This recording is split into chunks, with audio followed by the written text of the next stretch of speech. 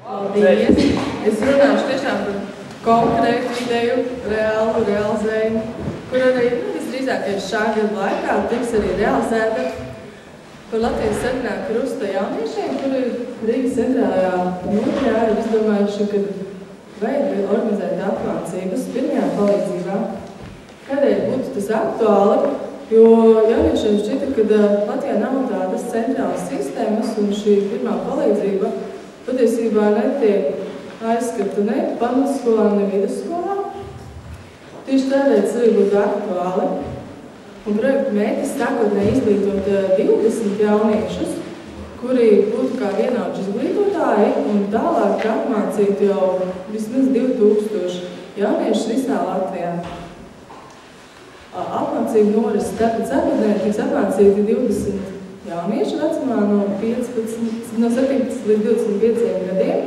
Šajā apmācību programmā tiks iekļauti kursi gan no pirmās palīdzības teorijas, prakses, gan no pedagoģijas un arī psiholoģijas.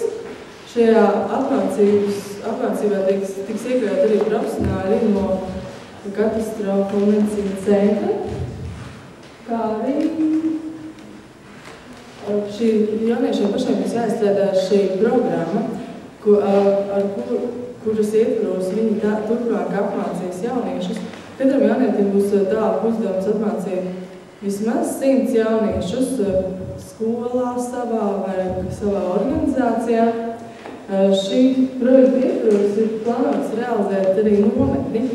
Tas ir iespējams interesantākais šī projekta pasākums, kas būs tāds vairāk ekstrēms, kurā jauniešiem būs jāiemācās nepazīstamā vidē, veikt šos glābšanas pasākumus, arī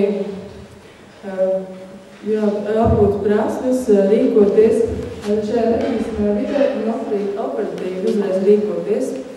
Pasākumu ietvaros plānots arī organizēt labdarības koncertu, lai vienkārši savākt līdzekļus šim pasākumam. Jo šobrīd vēl piesaistīta nauda vēl nav piesaistīta nauda, un pie tā tiek strādāts. Projekta ietvaros ir plānots arī izstrādāt šo bukletu.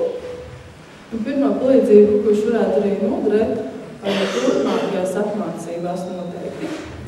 Tas arī ir īsumā par projektu viss.